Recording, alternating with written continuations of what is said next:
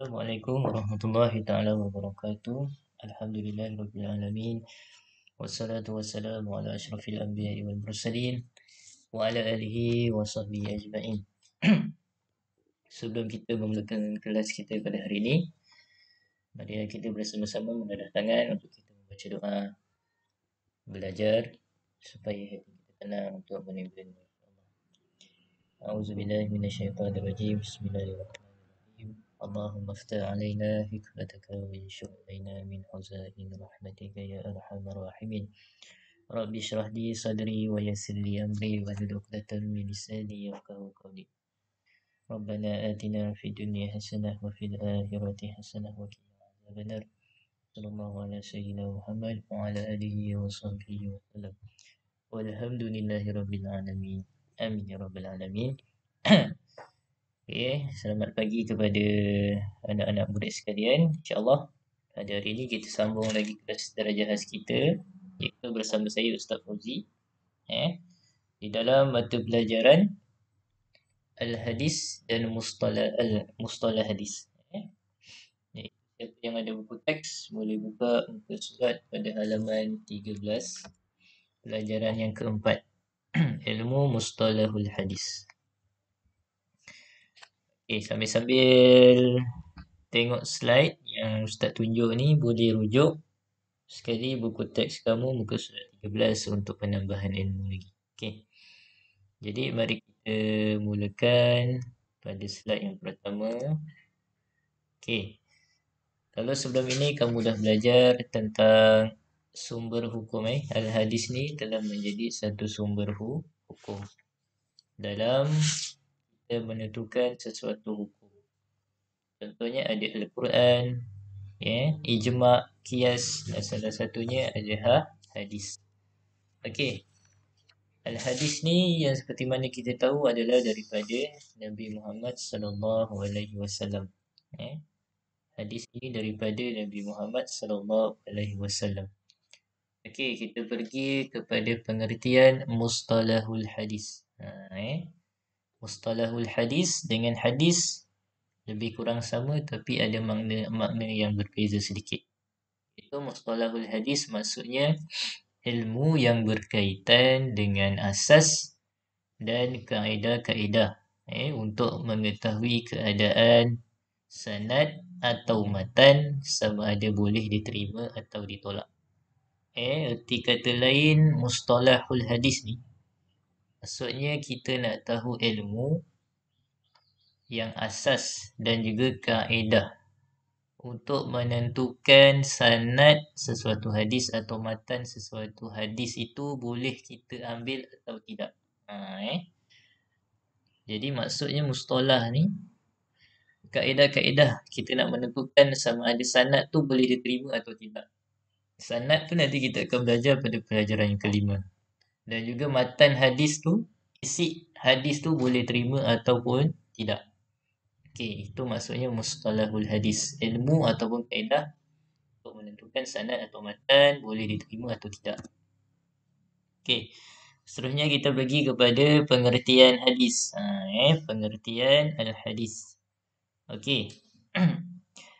Hadis kalau dari segi bahasa dia pendek saja, banyak dia punya makna dari segi bahasa, antaranya perkhabaran, khabar berita, ataupun yang baru yang Nabi Muhammad berkata, benda yang baru, ataupun cerita, kisah, ataupun mimpi datang daripada Nabi, keterangan yang Nabi buat, percakapan Nabi. Itu semua dari segi bahasa. Perkhabaran daripada Nabi, benda yang Nabi lakukan, cerita, kisah, mimpi, keterangan, percakapan, itu semua maksud dari segi bahasa al-hadis. Okey. Kalau dari segi istilah maksudnya ialah segala yang bersandarkan kepada Nabi Muhammad sallallahu alaihi wasallam. Sama ada perkataan, perbuatan, perakuan ataupun sifat. Segala yang disandarkan ataupun bersandarkan kepada Nabi Muhammad.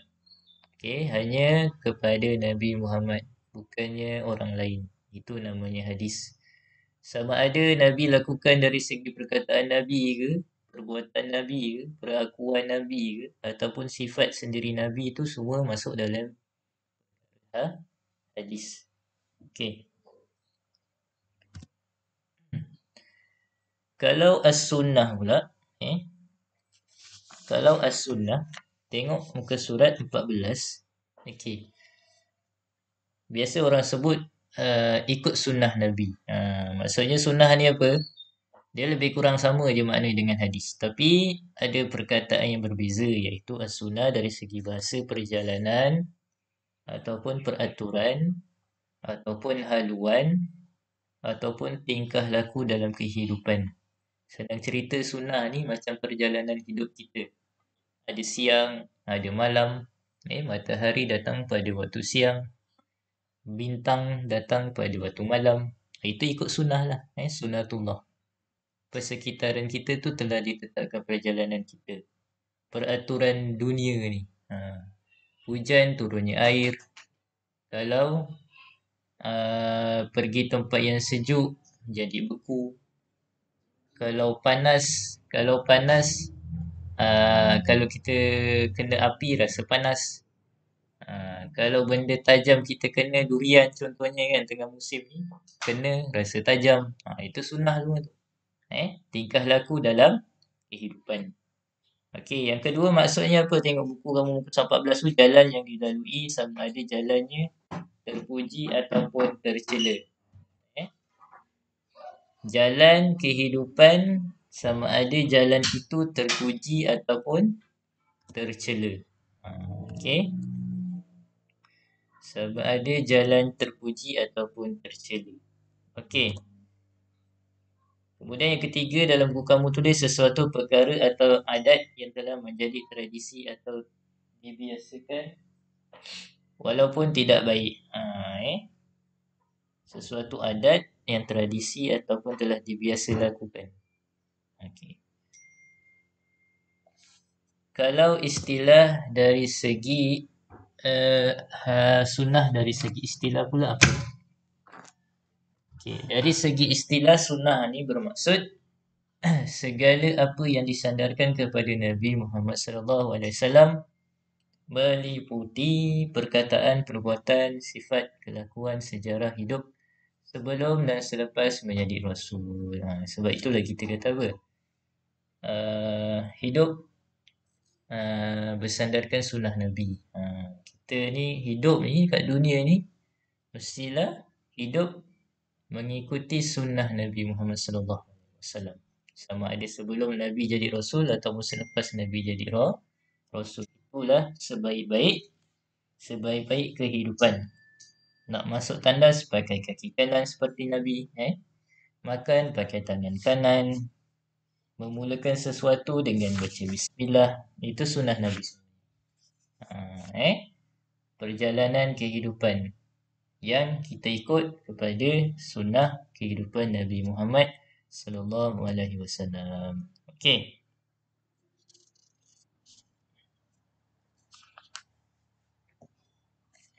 Contoh-contoh hadis. Contoh-contoh hadis ada 3 bentuk dekat sini yang disenaraikan dalam buku kamu ni. Yang pertama, hadis ni boleh datang dari segi perkataan Nabi Muhammad sallallahu alaihi wasallam. Contohnya hadis yang paling popular dalam hadis 40 yang pertama.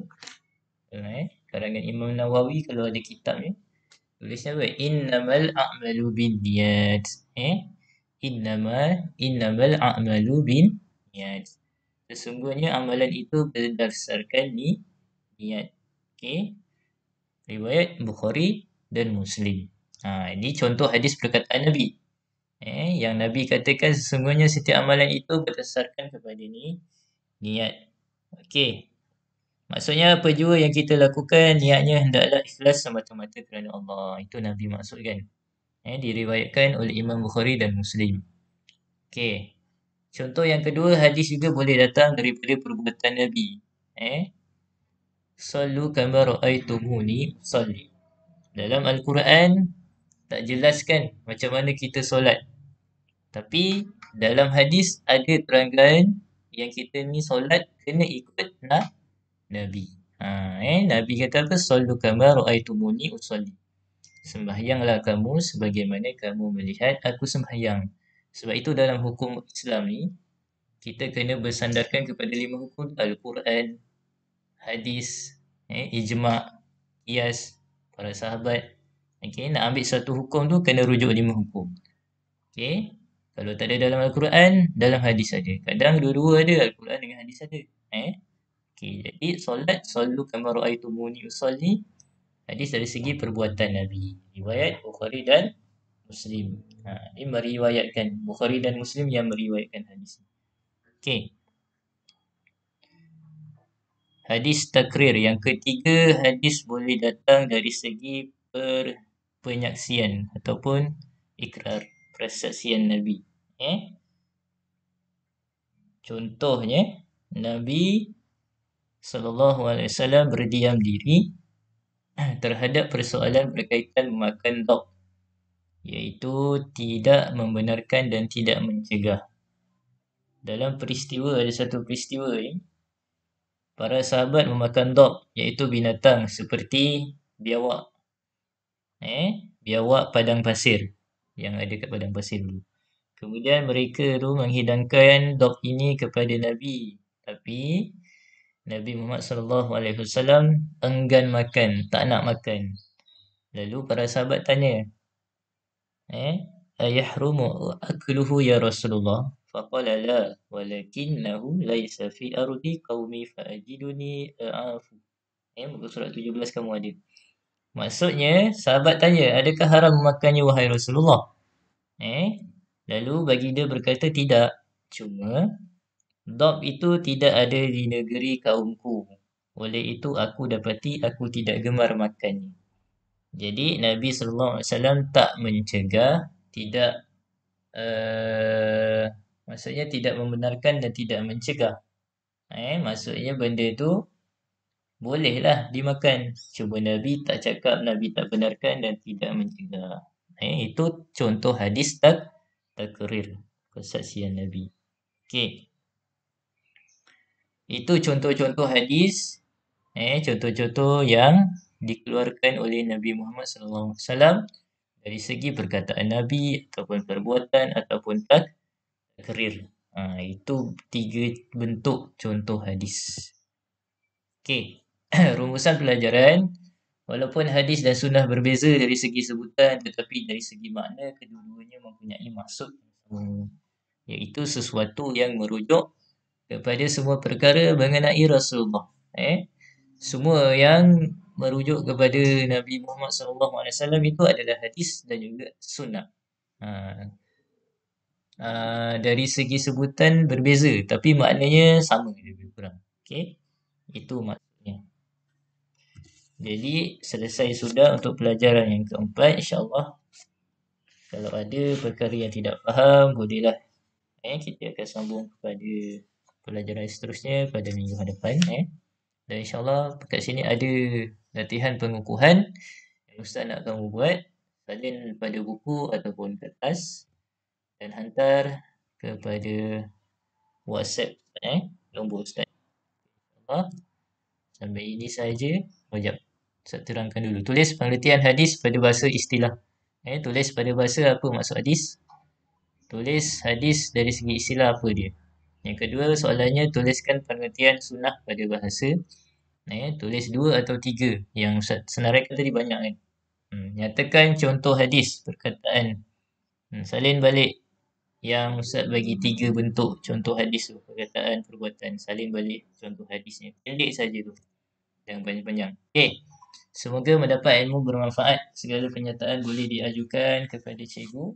Sekian, terima kasih. Jadi insyaAllah kita berjumpa lagi pada kelas akan datang.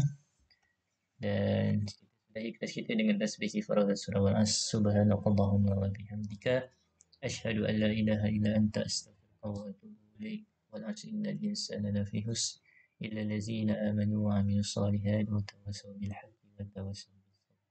Assalamualaikum warahmatullahi taala wabarakatuh.